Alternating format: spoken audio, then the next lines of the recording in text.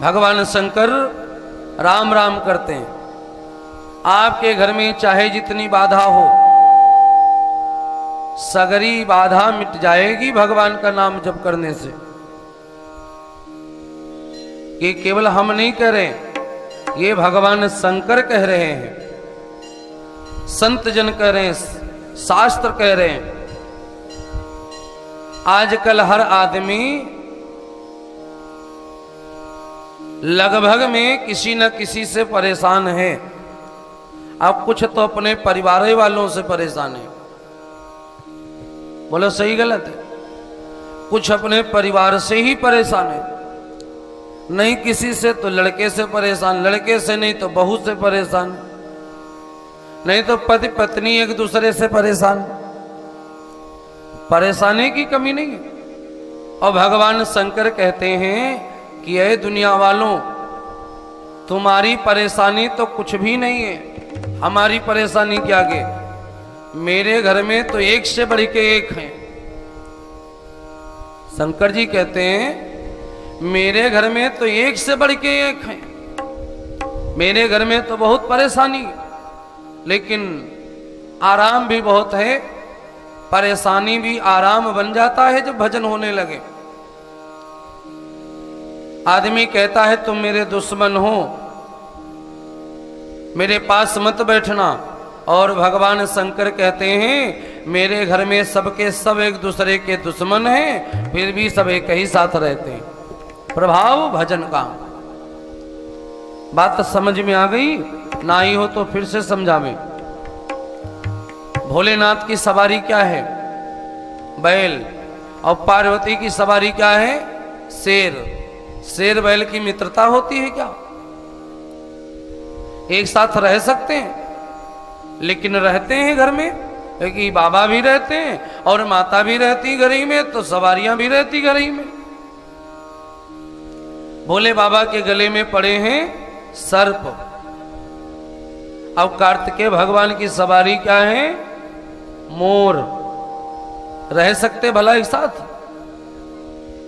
मोर सर्पों का भक्षण कर लेते हैं, लेकिन यहां नहीं करते। गले में पड़े हैं बाबा के सर्प, और गणेश जी की सवारी क्या है? चूहा। है विपरीत। बाबा कहते हैं तुम्हारे घर में तो कोई एक दुश्मन होगा, मेरे घर में तो सब हैं एक दूसरे के, लेकिन संतुलन बना हुआ है। क्यों? क्योंकि हमारे घर में सुबह से शाम तक भजन होता है। एक जगह हम कथा करने गए थे, तो जो भगत थे उनके गेट पर एक लाइन लिखी थी, वो कोटेशन लिखवाए हुए थे, अपने गेट पर लगाए रखे थे प्लेट में। प्लेट जड़ा हुआ था चौखट पे। ये सब तेरे कर्म है दाता, जो बात अब तक बनी हुई है। बात समझ में आ जाएगी तो असर बहुत बड़ा होगा। कहने की तो एक लाइन है, लेकिन असर बहुत बड़ा है। लोग पूछते ना और बताओ हाल चाल, सब बढ़िया है, सब ठीक ही ठाक है। ये सब तेरे कर्म है दाता, जो बात अब तक बनी हुई है। और बात बनी हुई है तभी हम आप सब कथा में बैठे हुए हैं, तभी भगवान की पावन कथा को श्रवण कर रहे हैं। ये बात बनी ही तो है, बनी है और भी आगे की बना रहे हैं, और भी बना रहे हैं।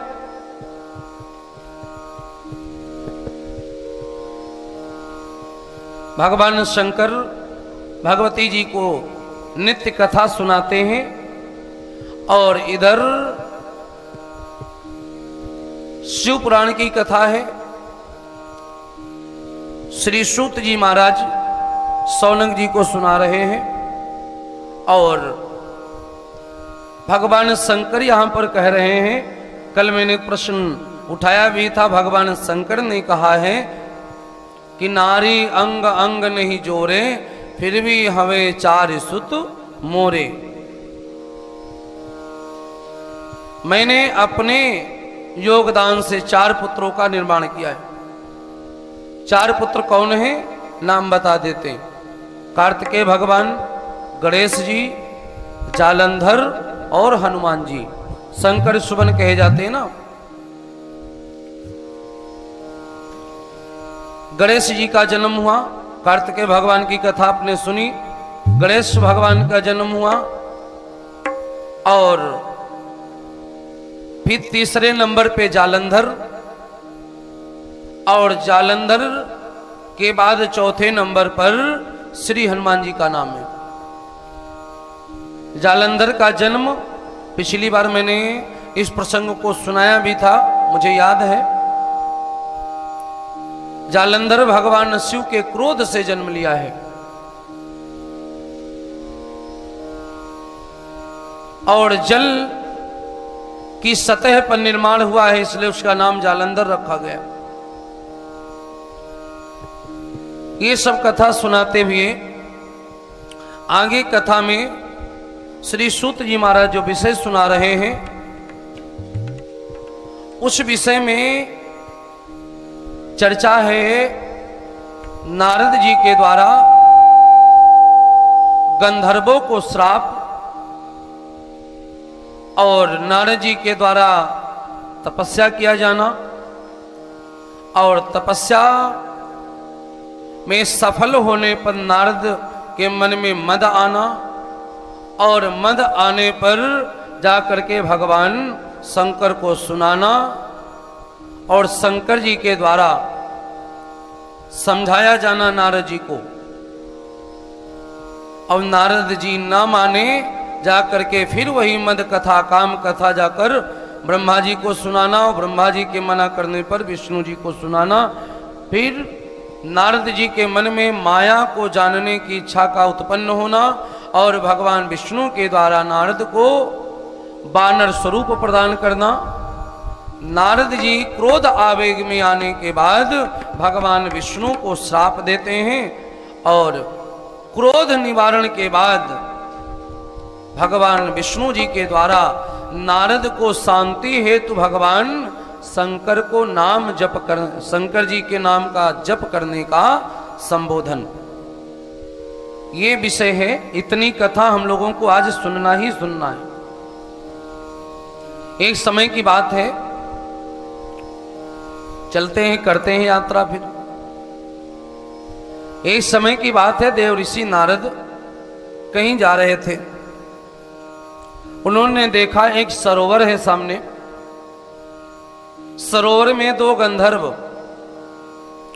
अपनी पत्नियों के साथ में मंदिरा का पान किए हुए नशे की हालत में स्नान कर रहे हैं।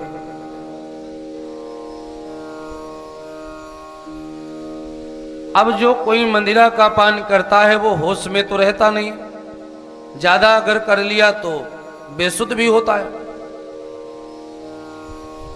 महिलाओं ने देखा, जो गंधर्वों की पत्नियां थी, उन्होंने देखा कि बाबा आ रहे, दूर ही से दिख गए बाबा।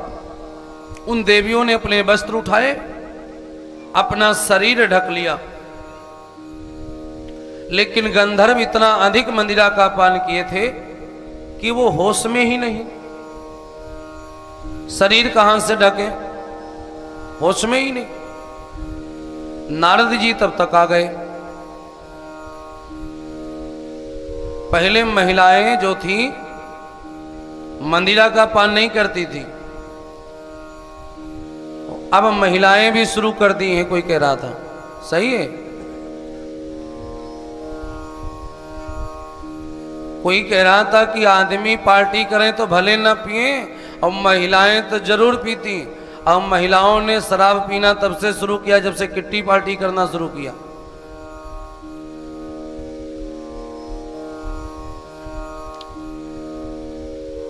तो पहले का समय था, उन महिलाओं ने अपने शरीर को ढका। गंधर्व लोग नग्न ही धुत पड़े हैं सरोवर में। तो नारद जी को देख, जब नारद जी ने उनको देखा तो देख करके नारद जी के मन में एक क्रोध का भाव उत्पन्न हुआ। नारद जी ने क्रोध में आकर के श्राप दिया, कहा कि तुम लोग गंधर्व हो करके अधर्म के कार्य को बढ़ावा दे रहे हो, जाओ, मेरा श्राप है। कि तुम वृक्ष बन जाओ, और श्राप दे दिया वृक्ष बनने का। गंधर्व रोने लगे कि महाराज श्राप तो दे दिए हो, लेकिन कल्याण भी बता दो। तो कल्याण भी बताया कि तुम यमरा अर्जुन के वृक्ष बनोगे, इसी नाम से द्वापर युग में जाने जाओगे। भगवान कृष्ण को यशोदा जी उखल में बांधेंगी, तब वो तुम्हारा उद्धार करेंगे। इधर नारद जी के मन में एक दुख हुआ, दुख का भाव आया कि मैंने इनको श्राप दिया है। जितने भी लोग हम आप हैं सब परमात्मा के बनाए हुए हैं। जैसे कोई पिता है, उसके दो पुत्र हों, आपस में लड़ रहे हों तो पिता को कष्ट होता है, एक दूसरे को मारे पीटे तो पिता को कष्ट होता है। हम आप सभी परमात्मा की संतान हैं। हम आप एक दूसरे को भला बुरा बोलते हैं तो परमात्मा को कष्ट होता है।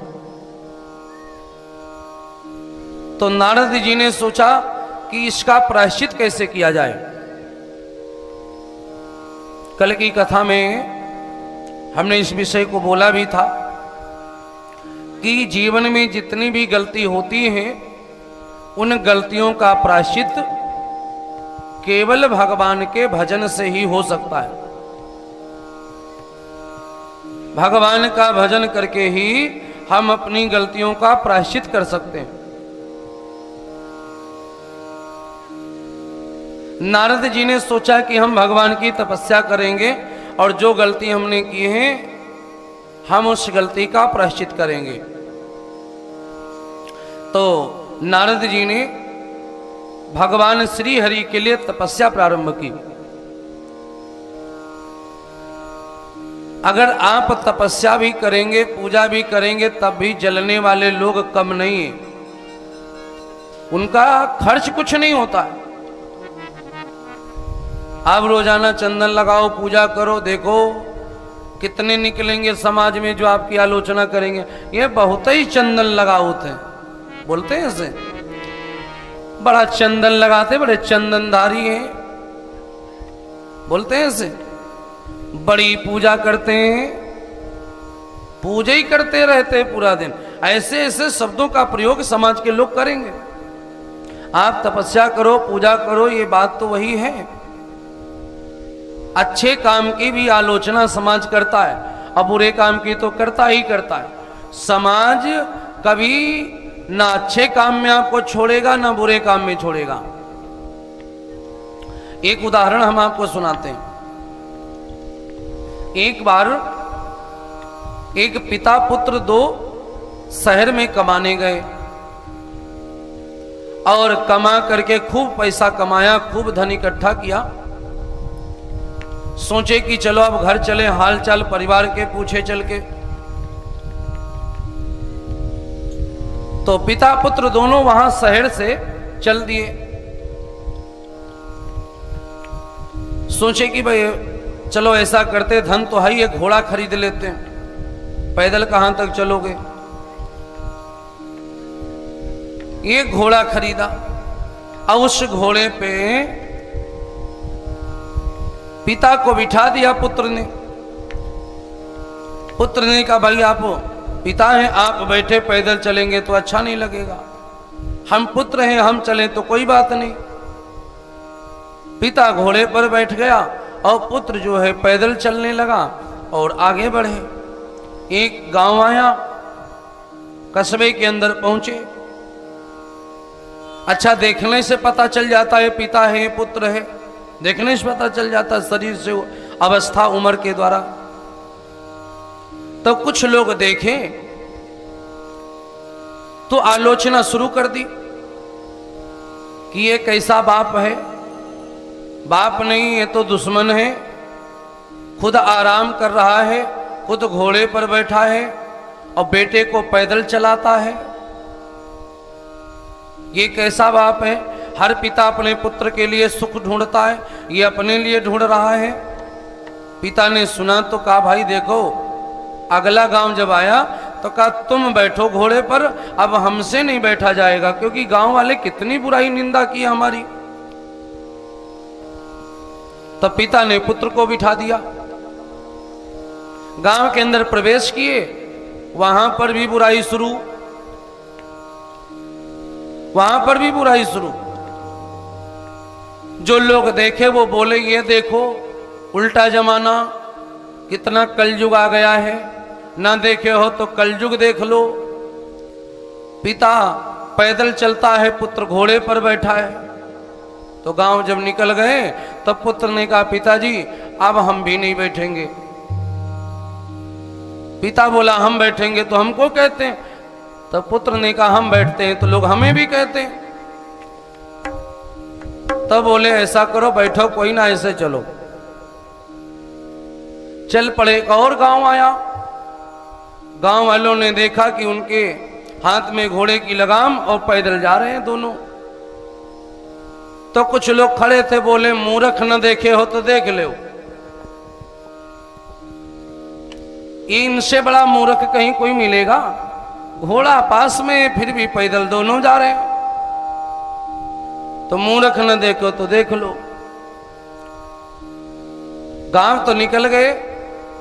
बाप बेटे ने गांव के बाहर कहा कि भाई क्या किया जाए, ये समाज है, आप बैठो तो कहते हैं, हम बैठे तो कहते हैं, ना बैठे तो कहते हैं, तो चलो दोनों लोग बैठ लें। अब दोनों लोग घोड़े पर बैठ लिए।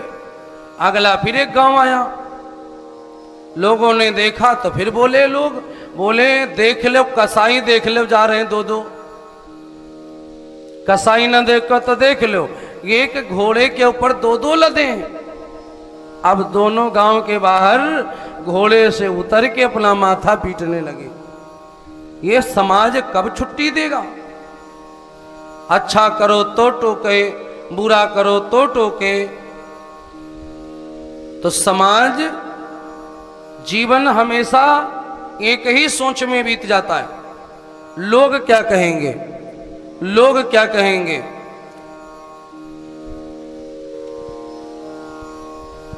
घर में खाने का ना हो फिर भी आदमी कहता मजदूरी करने जाएंगे तो लोग क्या कहेंगे। अगर कोई मुझसे कहे तो मैं तो एक उत्तर दूंगा, लोग कुछ नहीं कहेंगे भैया। लोग अगर कहेंगे तो सिर्फ ये बोलेंगे बोलो राम नाम सत्य है, इसके अलावा लोग कुछ नहीं बोलेंगे। वो पीछे पीछे सिर्फ यही बोलेंगे। इसलिए जो अच्छे कर्म है उनमें आप निसंदेह निसंकोच होकर के लगें, अच्छे काम करें, जीवन में आगे बढ़ें, भगवान का भजन करें।